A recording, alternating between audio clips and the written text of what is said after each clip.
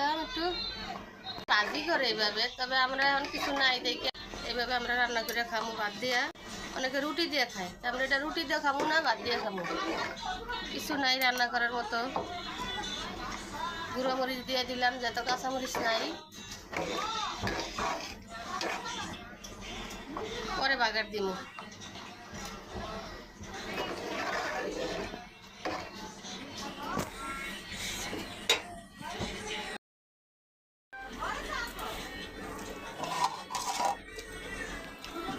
শাক বাজতেছে, শাক আর ওগুলো ভাজি করবো, শাক ভাজি করবো আর ওটা বাগার দিব।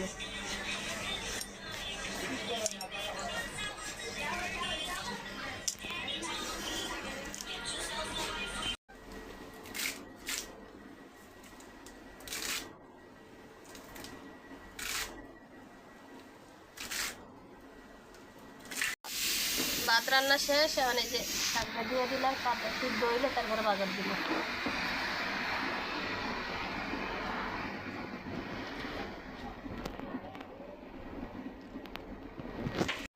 এই গোটা দিবা না মু? হ্যাঁ, হয়ে গেছে প্রায়। রসুন দিয়ে শুকনো মরিচ দিয়ে বাগার দিলে ঘেরান করব। ধনিয়া পাতা তো পাওয়া যায় না। না, ধনিয়া পাতা পাওয়া গেলে তো আনতাম না। ধনিয়া পাতা দেওয়া লাগে না, কারণ এটি হইলো শুকনো মরিচ আর রসুনই হইলো আসল।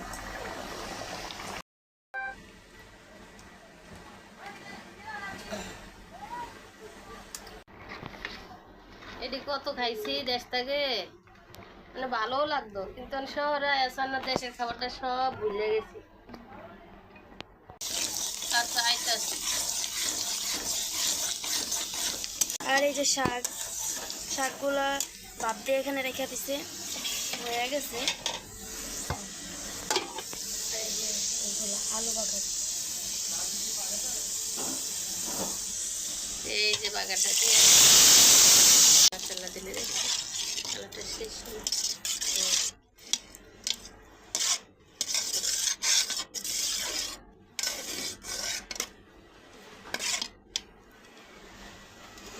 এবার শাক বাগার দিবা।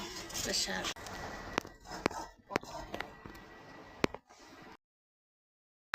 এটা কি শাক?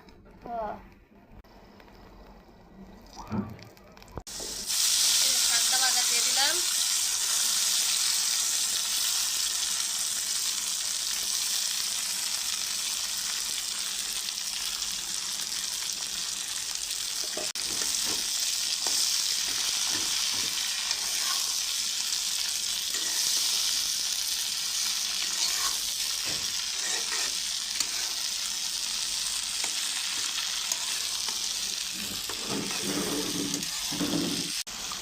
লবণ দাও নাই? না, আজকে শাকে লবণ দিতে মনে আসছিল না, মেহমান আইসে ওগুলো লগে একটু কথা কইছি, এদিকে শাকের কথা ভুলে গেছি। এখন কেন ছিঁড়ে শাক এরকম লাগে। এই যে এখন একটু লবণ দিয়ে দিলাম।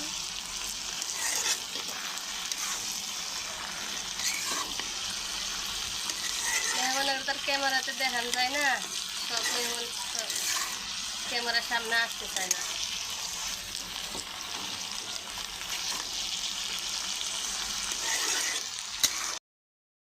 শাক ভাজা হয়ে গেছে। আর একটু হইলে হইব শাক ভাজা। এই যে